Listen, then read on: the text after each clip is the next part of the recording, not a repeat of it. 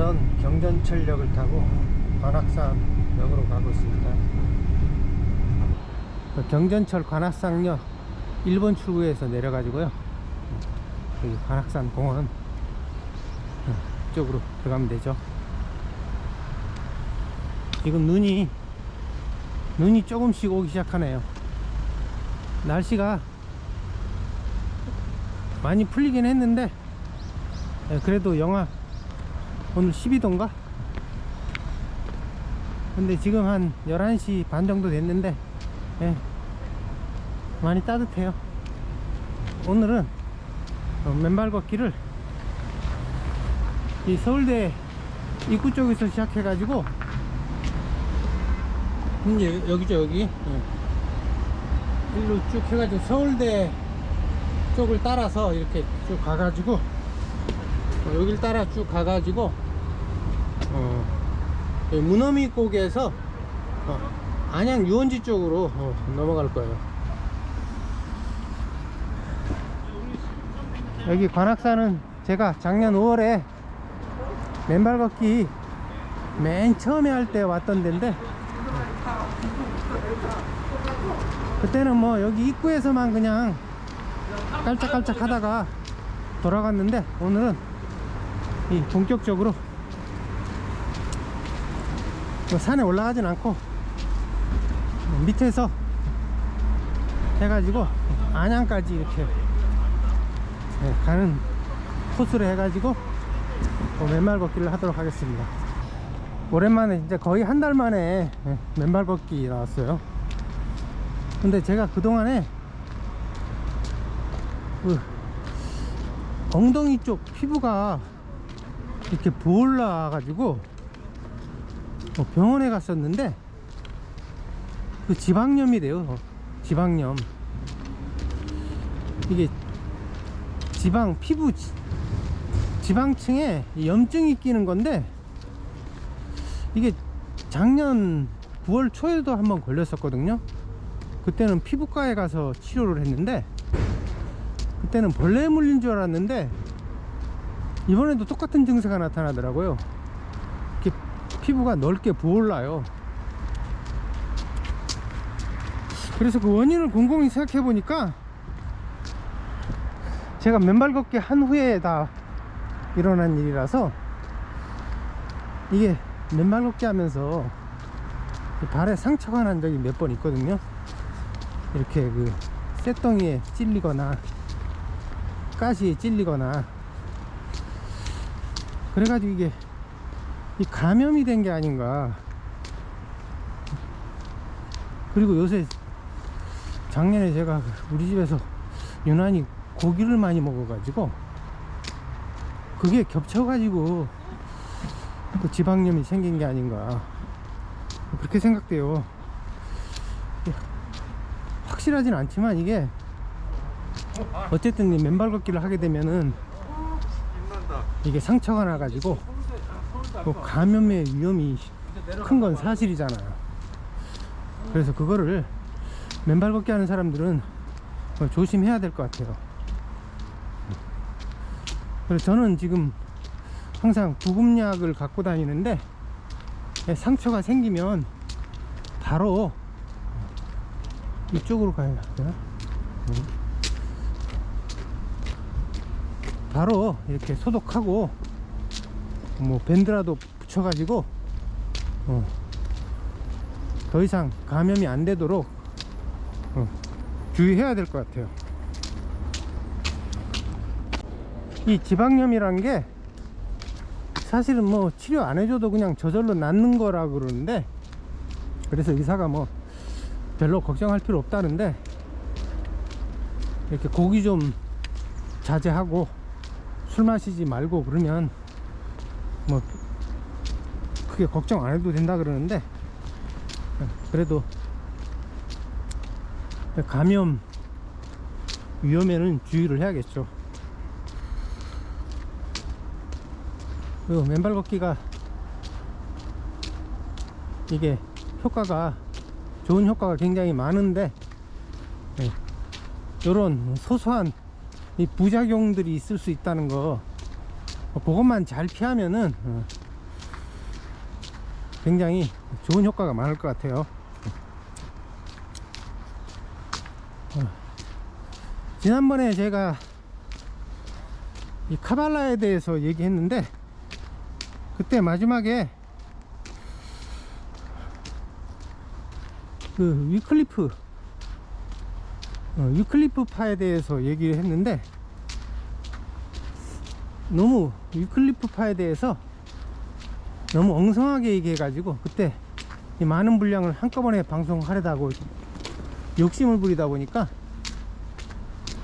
너무 부실하게 얘기한 것 같아요. 그래서 오늘은 위클리프파에 대해서 좀 자세하게 얘기해야겠습니다. 14세기 중반까지 그 개신교의 뿌리가 된 그 교파들에 대해서 이때까지 얘기했었는데, 그 14세기 중반까지는 이 보고밀파라든지 카타리파 또는 뭐 자유성령운동 이런 사람들이 그 이단으로 이제 탄압을 일방적으로 받았는데, 이게 위클리프파부터 이게 국가의 그 보호를 받아요. 그래서 강력한 그 정치적인 세력을 형성해요. 그래서 지난 시간에 이제 위클리프파가 카톨릭에 반대하고 화채서를 부정하고 그리고 성서를 영어로 영역한 것까지 얘기했죠. 오늘은 거기에 추가해 가지고 더 자세히 좀 얘기하려고 합니다. 손이 시리네요. 영국에서 1381년에 와트 타일러의 난이라는 그 농민의 난이 일어났다 그랬죠. 근데 그 난의 원인 중에 하나가 그 위클리프의 설교도 원인의 하나를 차지했어요. 왜냐하면 그 위클리프가 그 카톨릭 성직자들 비판하면서 그 자기가 그 가난한 사제들을 임명했어요. 그래가지고 이 가난한 사제들이 이제 위클리프의 교리를 설교하고 다녔는데, 이 가난한 사제들이라는 게 그러니까 위클리프파가 그 카톨릭 성직자들이 이제 부패했다고 비판하고 청빈으로 돌아가야 된다 그랬죠. 그래서 이 위클리프가 임명한 가난한 사제들은 가난하게 살고 서약에 묶이지 않고 서품도 받지 않는 복음 전파자들이에요. 그러니까 사제들이나 성직자들이 아니죠. 일반인들인데 이제 그 설교를 하고 다니는 사람들인데, 이 사람들하고 이제 위클리프파 신도들을 그 롤라드라고 이게 경멸적으로 부르는 호칭이었다 그래요. 이 사람들이 그러니까 이 가난한 사제들이 설교하고 다닌 게 이제 와트 타일러의 난이 일어난 큰 원인이 된 거죠. 그 다음에 이제 이 위클리프에서 가장 중요한 점이, 이 사람이 세속주의를 제가 보기엔 처음으로 주장한 사람이 아닌가. 최초의 세속주의자로서의 위클리프를 가장 높이 평가해야 될 것 같아요. 그래서 위클리프가 그 거점이 이제 옥스퍼드 대학이었죠. 옥스퍼드 대학 교수였으니까 이 옥스퍼드 대학 교수들이 이제 위클리프의 영향을 받아가지고 그 자신들을 성직자가 아니라 학자라고 생각하고 있었대요. 대학 내에서 세속 권력과 성직 권력이 투쟁을 벌이고 있었으며 위클리프파에 가까운 세속파가 우세했다, 이렇게 이제 모로아의 영국사에 적혀 있어요. 그래서 그 당시에 이제 옥스퍼드 대학 교수들은 대학이 교회에 이용되거나 국왕에게 봉사하는 집단이 아니라고 생각을 했다 그래요. 이 위클리프의 세속주의의 가장 큰 특징이 그러니까 교황권에 대해서 왕권을 옹호한 거죠. 그래서 위클리프 같은 경우에는 교황이 적 그리스도라고 보고, 이런 시각을 갖게 된 결정적인 계기가 1374년에 교황하고 회담을 하기 위해서 네덜란드의 브리헤로 갔는데, 거기서 이제 교황을 직접 만나보니까 이 교황이 굉장히 이 탐욕스러운 사람이라는 것을 발견해 가지고 무척 실망을 했나봐요. 그리고 여기서 이제 네덜란드가 전 시간에 얘기했듯이 그 자유성령 운동의 그 아주 본부죠. 본부, 거의 본거지죠. 여기서 자유성령 운동을 보면서 이제 그 개신교의 뿌리를 보지 않았을까, 저는 그렇게 추측해요. 그래가지고 이제 위클리프가 이제 영국으로 돌아와 가지고 그때부터 본격적으로 이제 책을 써대면서 카톨릭을 비판하죠. 근데 이제 위클리프가 이렇게 카톨릭을 비판해도 살아남을 수 있었던 이유가, 그 후원자가 그 당시 영국 국왕 에드워드 3세의 왕자인 곤트의 존이에요. 이 사람이 그 당시에 이제 실세였는데, 왕은 조금 무력했다 그러고 이 왕자가 실세였던 것 같아요. 이 사람이 이제 랭카스터 공작인데, 곤트의 존에서, 곤트는 그 네덜란드 겐트를 얘기해요. 겐트가 하니까 네덜란드의 그 지역 이름이죠. 이 사람도 그러니까 네덜란드 출신이라서 네덜란드의 그 어떤 개신교 상황을 좀 굉장히 익숙했겠죠. 이 사람이 이제 이 백년 전쟁에서도 참전해 가지고 총사령관 역할을 했던 것 같아요. 이런 막강한 권력자의 후원을 받고 있었기 때문에 이제 위클리프가 자유롭게 카톨릭을 비판할 수 있었죠. 여기는 계속 흙길이죠. 흙길로 이제 나무 데크길이 나타나기 시작하네요. 여기 뭐 공원들이 쭉 조성돼 있고,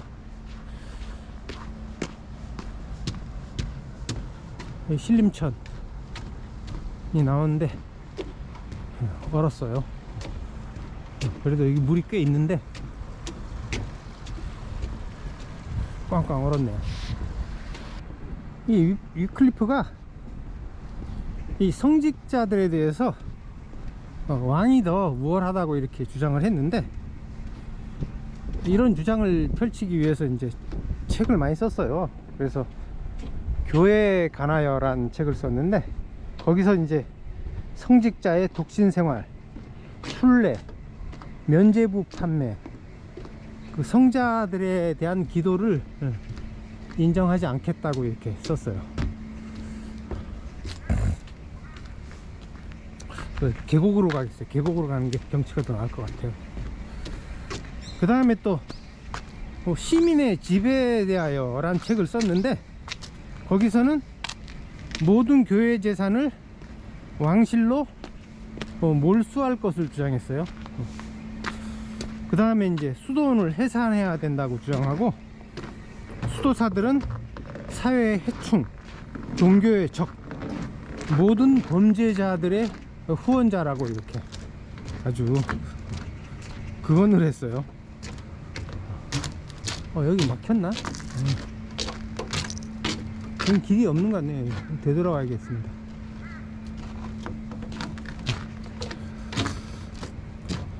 이 사람이 또 그 외에도 책을 많이 썼는데, 그러니까 그 네덜란드에서 돌아온 후에 엄청나게 책을 많이 썼어요.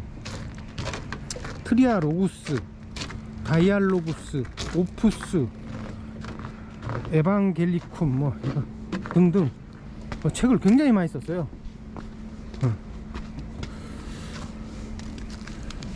이런 식으로 이제 이 위클리프가 교황이나 교회에 비해서 그 왕권, 세속 권력을 더 옹호했는데, 제가 보기엔 좀 지나친 면이 있는 것 같아요. 너무 그러니까 이 위클리프가 교회가 잘못하기도 했지만 너무 자신도 성직자 신분이면서 너무 일방적으로 왕권을 옹호한 듯한 느낌이 강해요. 그러면서 이게 세속주의를 처음으로 주장한 그런 사람으로서 더 큰 역할을 한 것 같아요. 근데 이렇게 이제 이러면서 이제 이 위클리프가 주장한 세속주의가 등장하면서 이 교황권하고 교회와 국가가 본격적으로 충돌을 하게 되죠. 근데 이 교권과 이 왕권이 충돌하게 된 거는 이게 그 313년에 그 로마 황제 콘스탄티누스가 그 밀라노 칙령을 내려가지고 기독교를 공인했죠. 거기에 따르는 그 필연적인 결과로 봐요, 저는. 원래 그러니까 이 로마 같은 경우에 로마의 국가 종교에서는 황제가 신이에요. 그래서 황제를 신으로 인정을 하고 섬겨야 되는데, 근데 콘스탄티누스는 기독교까지 이제 공인함으로써 그 신이 이제 황제하고 교회하고 두 가지로 이렇게 양립하게 되는 거죠. 그러면서 이제 이게 콘스탄티누스는 자기가 황제 자리에 오르기 위해서 기독교를 정치적으로 이용한 건데, 이게 어쨌든 결과적으로 권력을 두 개로 나누는 결과를 불러왔어요.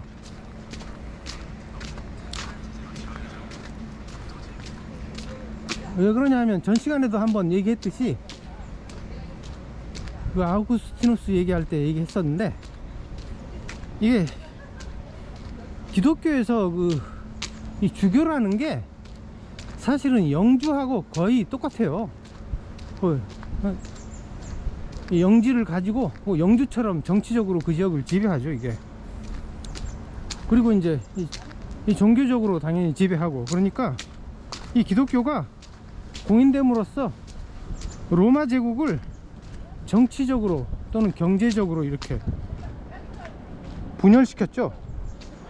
그리고 이제 나중에 이제 테오도시우스 황제 때 기독교를 국교로 인정함으로써 이 나머지 종교들을 다 불법화 시켜버렸죠. 그러면서 이제 기독교도들이 그 이교도들의 그 성전을 파괴하고 성상들을 파괴하고 그런 식으로 이 로마 문화를 완전히 이쪽으로 가면, 오른쪽으로 가면 상성산이고 왼쪽으로 연주대 쪽으로 가겠습니다. 그러면서 이게 그러니까 기독교가 로마 제국을 정치, 경제적으로, 문화적으로 완전히 분열시키고 파멸시켰어요.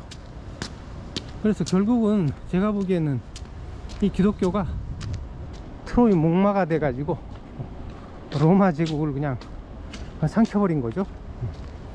그래서 결국 이제 로마 제국이 게르만족에 의해서 서로마가 멸망하고 나서 이제 게르만족들이 그 무력으로 정치적으로 그 서유럽 지역을 지배는 했지만은 기독교가, 교회가 종교적으로, 문화적으로 장악하고 있었기 때문에 그 왕권이 교회를 우습게 여길 수가 없었죠. 그래서 서기 800년에 그 샤를마뉴 대왕이 프랑크 왕국을 통일하고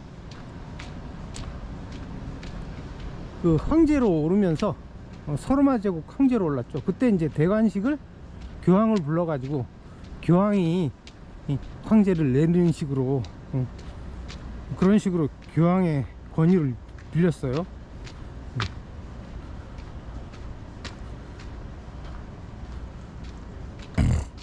그러면서 이제 이게 이 교황권하고 왕권이 대등해진 계기가 된 거죠.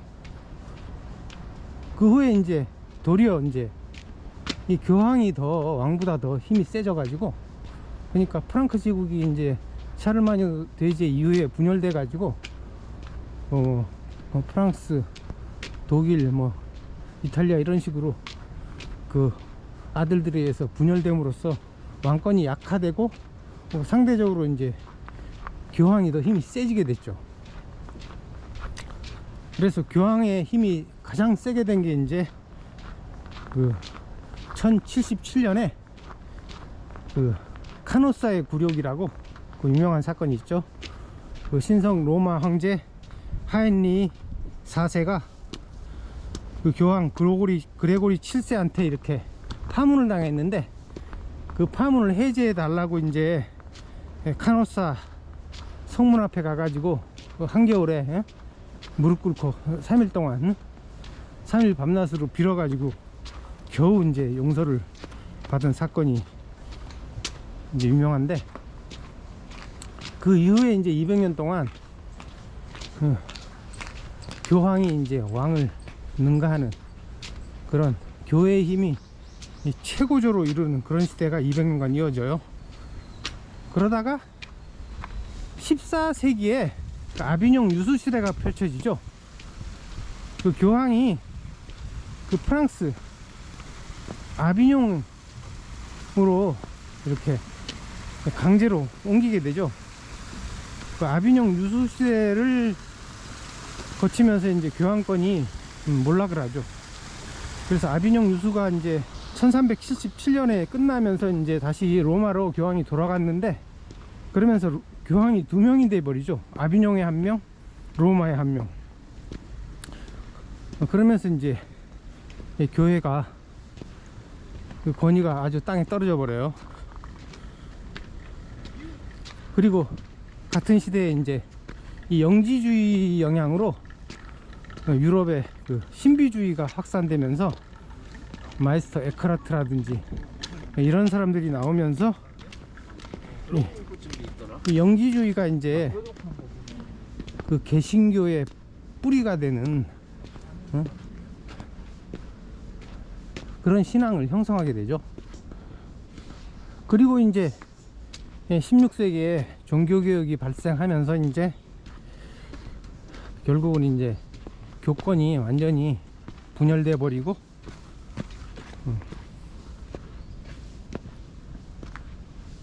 이 왕권이 더 강화되는 면서 결국 절대 왕정 시대로 들어가죠. 거기에 이제 이 세속주의가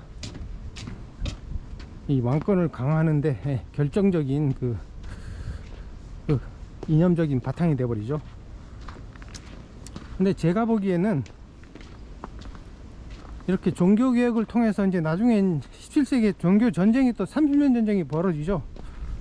그러면서 서로 그냥 엄청난 희생을 치르는데, 거기서 그 종교개혁과 종교전쟁을 통해서 이득을 보는 사람들은 그 교회도 아니고 왕도 아니고 자본가들이죠.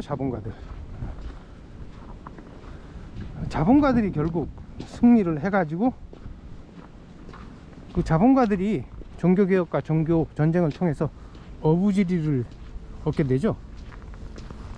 근데 이게 제 주장은 우연이 아니라는 거죠. 이게 모든 사건에는, 특히 이렇게 역사적으로 인류 역사적으로 가장 큰 사건이 우연히 일어났다고 하면은 그건 너무 아니한 생각이고,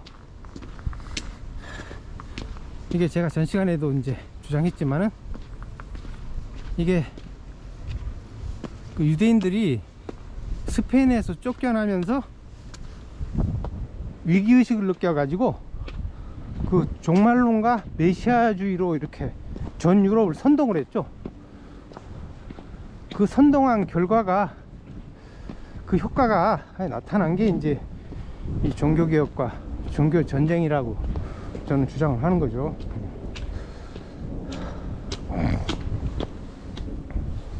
실제로 이제 이 종교개혁이나 종교전쟁이라는 게 일어난 결정적인 원인이라는 게 사실은 종교의 문제가 아니죠. 사실은 종교는 핑계일 뿐이고, 사실은 이게 종교개혁도 정치적이었죠. 그래서 루터 같은 경우에는 그 독일 귀족들의 협력을 얻었죠. 그래가지고 그때 독일에서도 이제 토마스 민처 같은 사람이 일으킨 농민의 난, 이런 거를 이제 루터는 반대하죠. 배반한 거죠, 결국. 자기가 주장한 종교개혁을 스스로 이제 배반한 거죠. 그런 정치적인, 독일 귀족들의 협력을 얻은 정치적인 개혁이었고, 칼뱅 같은 경우에도 그 제네바 시위의 협력을 얻은 거죠. 그래서 루터나 칼뱅 모두 이게 얼음이 얼어가지고 이거 조심해서 가야겠네요. 방송하지 말고 가야겠습니다. 루터나 칼뱅이 이렇게 정치적인 권력을 등에 업고 종교개혁을 수행한 결과가, 이게 이제 그때 루터파나 칼뱅파가 득세한 지역에서는 이제 이게 그 지역의 영주들이 이제 그 종교를 결정하죠. 결정하게 됨에 따라서 이제 유럽 지역이 그 지역에 따라 영주들이 선호하는 거에 따라 개신교냐 카톨릭이냐 이렇게 분열됐죠. 그래가지고 결국은 17세기 초에 이제 1618년에 30년 전쟁, 종교전쟁이 발발하게 되죠. 그래가지고 결국은 이제 1648년에 그 베스트팔렌 조약을 맺으면서 종교는 그 지역의 왕이나 영주가 결정한 대로 따라간다, 이런 식으로 이제 결론이 나버렸죠. 개인의 그 신앙과 관련 없이 그 권력자에 의해서 종교가 결정되는 그런 어정쩡한 종교개혁으로 귀결되고 말았죠. 그래서 결국은 이제 종교개혁이라든지 종교전쟁이라는 게 그 봉건 시대의 그 영주나 성직자와 같은 봉건 세력들이 몰락하고 그 자본가들이 이 세력을 얻게 되는 그런 결정적인 계기가 된 역사적인 사건들이었죠. 그 당시에는 그 자본가의 등장들이 이렇게 눈에 띄게 나타나진 않았는데, 근데 그 개신교의 주도 세력들이, 그 바탕이 되는 기반 세력들이 다 상공업자 세력이었어요. 그 상공업자 세력의 가장 큰 힘이 있는 바탕은 당연히 유대인들이고, 유대인들이 상업을 주도했기 때문에, 상업과 금융을 주도했기 때문에 당연히 유대인들이 상공업자 세력의 근간을 이룬 것이고, 당시에 이미 그러니까 어느 정도 자본을 가지고 유대 자본으로서 이제 종교 개혁과 종교 전쟁을 뒤에서 뒷받침했다는 것이죠, 이게.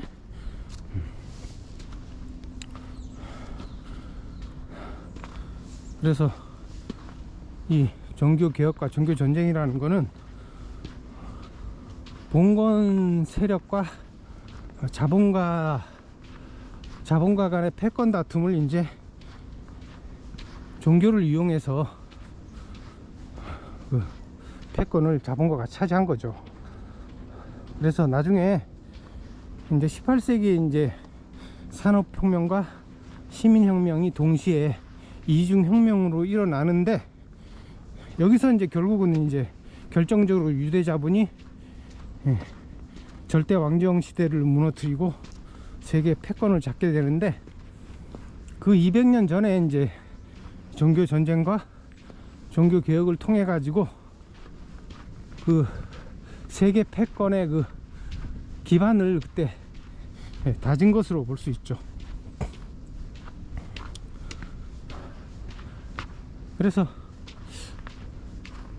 이때 그러니까 이미 종교 개혁과 종교 전쟁을 통해 가지고 세속주의가 전 유럽에 확산하게 됐는데, 이 세속주의에서는 교회가 종교 외에는 정치, 경제 등의 세속 문제에는 간섭 못하는 것이죠. 아직까지 맨발 하기 좀 부족해가지고 아직 하지 않는데, 지금 눈이 쌓여가지고 맨발을 벗으면 이 5분을 버티기 힘들어요. 그리고 이 눈밭에서 맨발을 하려면은 이 양말에 구멍을 뚫어 가지고 이 구멍 뚫은 부분만 이렇게 맨발로 하면은 이게 오래 할 수 있거든요. 맨발 걷기를 그러려고 이렇게 준비해놨는데 지금 손 시려 가지고 지금 손에 끼고서 방송하고 있어요. 그래서 이것도 못 쓰고, 그래서 또 맨발은 좀 괜찮은 흙길이 나오면 하겠습니다. 그리고 깜빡 또 이게 김밥을 안 사와가지고 지금 12시가 넘었는데 배가 고프네. 배가 고파. 실수, 아주 큰 실수를 했어요. 이 관악산은 이게 여기 잘못하면 넘어지겠다. 아직 뭐 아이젠 찰 정도로 이렇게 험한 길도 아니라서 아이젠 차기도 불편하고 맨발 걷기도 그렇고 좀 애매한 길이네요. 그 다음에 이제 이 위클리프의 특징이라는 게, 또 이 사람은 종말론자예요. 또 그래서 이 사람은 자기가 살던 14세기를 세상의 종말로 봤어요. 그 당시에 이제 흑사병이 놀고 그래가지고 상당히 전체 분위기가 암울했겠지만, 이 사람이 그러니까 교회의 마지막 시대라는 책을 썼는데, 자기 시대를 마지막 시대로 본 거예요, 여기서. 그러니까 굉장히 현실에 대해서 부정적이고 비관적인 사람이고, 이러한 성향이 루터나 칼뱅 이런 사람들도 굉장히 부정적인 사람들이죠. 인간이 악하다고 보고, 인간은 절대 선을 행할 수 없는 그런 아주 부패하고 타락한 존재로 보죠. 이 세상에 대해서 아주 세상을 부정하는 그런 사람들이요. 이런 사람들 참 굉장히 기분 나쁜 사람들이죠, 이게. 제가 보기엔 이런 사람들이 도리어 이 사회의 해충이 아닌가. 아니, 세상을 부정적으로 보려면 혼자만 볼 것이지 왜 딴 사람들한테까지 그걸 부정적으로 보게 강요하느냐고요. 이런 사람들한테서 어떤 세상에 대한 희망이 나올 수가 없죠. 당연히 개혁도 나올 수 없는 거고, 이 사람들이 한 개혁들은 다 사입이고 다 이거 엉터리죠, 엉터리. 그리고 이제 이 위클리프는 예정론을 또 펼친 사람이에요. 예정론은 이제 바울도 예정론을 펼쳤고 아우구스티누스도 펼쳤고, 이제 그 예정론을 펼치는 계보가 이제 이 카톨릭이나 개신교의 이게 주류가 됨으로써 이게 되게 이 교회를 이상하게 만들어 버렸죠, 이게. 그래서 위클리프 같은 경우에는 교회는 성직자들의 교회가 아니라 구원받기로 예정된 자들의 교회라고 이렇게 주장을 해요. 그러니까 구원받는 사람들은 따로 정해져 있다는 것이죠. 이걸 이제 루터하고 칼뱅이 그대로 물려받아서 이제 예정론을 펼치는데, 이게 어디 봐도 이게 엉터리, 이게 바가지 교리지, 이게 무슨 이게 종교 교리예요, 이게.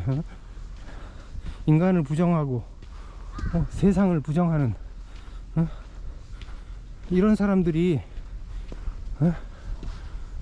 혼자만 부정하든지 왜 남까지 거기다 물귀신처럼 끌어들이냐 이거예요. 여기 얼음 오는 거 봐요. 여기 진짜 조심해서 건너가야겠어요. 이 배도 고프고 춥고 길은 이거 위험하고 지금 삼중고에 시달리면서 지금 방송하고 있습니다. 그러니까 루터나 칼뱅에 대해서는 다음 시간에 좀 자세히 다루기로 하고요. 그러니까 이 위클리프가 기존 그 카톨릭의 타락에 대해서는 제대로 지적을 잘 했지만은 그 대안으로 제시한 그 교리들이 이게 말이 안 되는 것들이에요. 전부 다 엉터리다, 엉터리. 대안을 제시하려면 더 나은 거를 제시해야지. 제가 보기엔 카톨릭보다 도리어 더 후퇴한 위클리프나 루터나 칼뱅이 제시한 종교개혁은 개혁이 아니고 제가 보기에는 계약이에요. 계약. 왜 이렇게 계약을 했는지 그 이유를 따져보니까 이 사람들이 순수한 마음으로 종교개혁을 한 게 아니라 어떤 이런 세속주의, 그러니까 왕권, 그 현실 권력을 등에 업어 가지고 그런 권력을 자기네들도 누려보려고 한 의도가 있었겠죠. 실제로 이제 칼뱅 같은 경우에는 아주 가혹한 권력자가 되잖아요. 그런 권력에 대한 탐욕이 있지 않았을까, 저는 그렇게 의심이 돼요.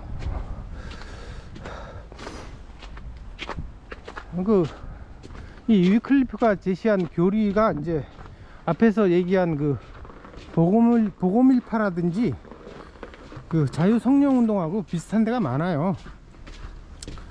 그래서 복음일파 같은 경우에는 교회 거부하고 성직자를 없애고 선생님들을 이제 신도들이 직접 선출해서 이제 지도자로 삼고, 그 다음에 이 복음일파도 예정설하고 유사한 거를 주장을 했죠. 그래서 복음일파 같은 경우에 회중을 하나님에 의해 선택된 자로 봤어요. 미리 선택된 건 아니라도 선택된 걸로. 예정설처럼 아주 그 완전 엉터리 교리는 아니지만 그 예정설의 어떤 초기적인 형태 비슷한 걸 주장했고, 그 다음에 또 화채설을 부정하고, 이런 것들이 다 위클리프하고 일치하죠. 그리고 이제 자유성령 운동 같은 경우에도 그들이 그 자유성령 운동하는 사람들이 교회하고 성례전을 부정하고 성직자에 반대하고, 그런 것들이 다 그 위클리프의 교리와 일치하죠. 그래서 이 위클리프의 교리가 그 위클리프의 독창적인 게 아니라 다 이런 그 위클리프 이전 시대의 그 복음일파라든지 자유성령 운동의 영향을 강하게 받은 걸로 보여요.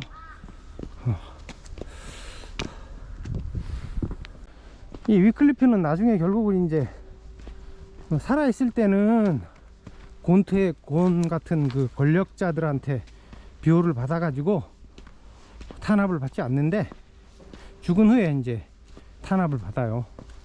그래서 위클리프가 1384년에 죽죠.